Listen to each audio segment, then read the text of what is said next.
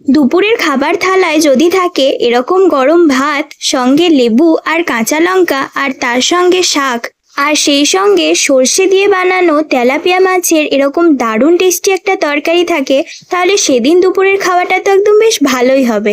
আর যদি সেই খাবারগুলো এরকম কলা পাতায় পরিবেশন করা হয় তাহলে তো আর কথাই নেই। হ্যালো বন্ধুরা, কৃষ্ণাস ডেইলি কুকিং ইউটিউব চ্যানেলে সকলকে স্বাগত।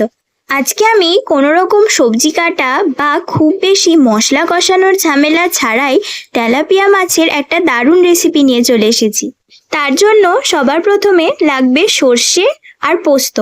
আমি এখানে সর্ষে আর পোস্ত নিয়ে নিয়েছি। এবার সর্ষে আর পোস্ত ভালোভাবে বেটে নিচ্ছি। সর্ষে আর পোস্ত বেশ কিছুক্ষণ ভালোভাবে বেটে নিলাম যাতে কোনো রকম কোনো গোটা দানা না থাকে। আমার সর্ষে আর পোস্ত ভালোভাবে বাটা হয়ে গেছে, আমি তাই বাটিতে তুলে নিলাম। এবার আমি কাঁচা লঙ্কা নিয়ে নিয়েছি, কাঁচা লঙ্কাগুলোকে আমি কেটে নিচ্ছি।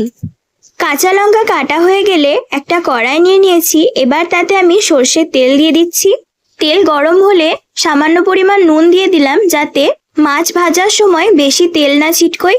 এবার আমি মাছগুলোকে ভালোভাবে উল্টে পাল্টে দুই দিক ভেজে নিচ্ছি।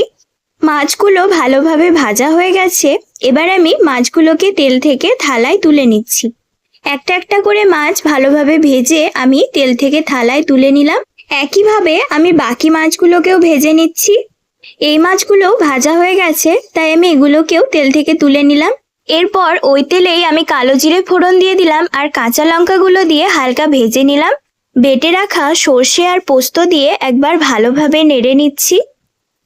এবার আমি পরিমাণ মতো হলুদ দিয়ে দিলাম, লাল লঙ্কার গুঁড়ো দিয়ে দিলাম আর স্বাদ অনুযায়ী নুন দিয়ে আবারও একবার ভালোভাবে নেড়ে নিচ্ছি যাতে সমস্ত মশলা ভালোভাবে মিশে যায়। সর্ষে আর পোস্ত দিয়ে আমি বেশিক্ষণ মশলা কষাবো না, তাই আমি পরিমাণ মতো জল দিয়ে দিচ্ছি।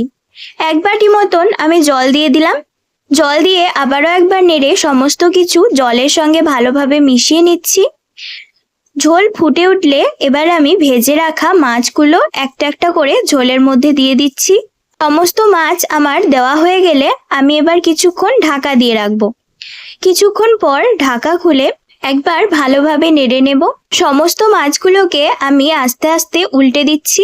সমস্ত কিছু ভালোভাবে নেড়ে নিয়ে আমি আবারও একবার ঢাকা দিয়ে রাখবো। কিছুক্ষণ পর ঢাকা খুলে আবারও একবার ভালোভাবে নেড়ে নিচ্ছি। এবার দেখলাম তরকারি রান্না প্রায় হয়ে এসেছে, তাই উপর থেকে সর্ষের তেল দিয়ে আবারও একবার ভালোভাবে নেড়ে নিচ্ছি। ভালোভাবে নেড়ে নিয়ে আবারও একবার ঢাকা দিয়ে রাখলাম। আমার এখানে সর্ষে দিয়ে তেলাপিয়া মাছ রান্না করা হয়ে গেছে।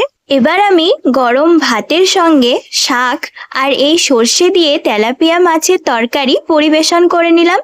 আমার আজকে এই সর্ষে দিয়ে তেলাপিয়া মাছ রান্না করার ভিডিওটি আপনাদের কেমন লেগেছে তা কিন্তু অবশ্যই কমেন্টে জানাবেন। আর ভিডিওটি ভালো লাগলে একটি লাইক করবেন আর আমার চ্যানেলটিকে সাবস্ক্রাইব করবেন।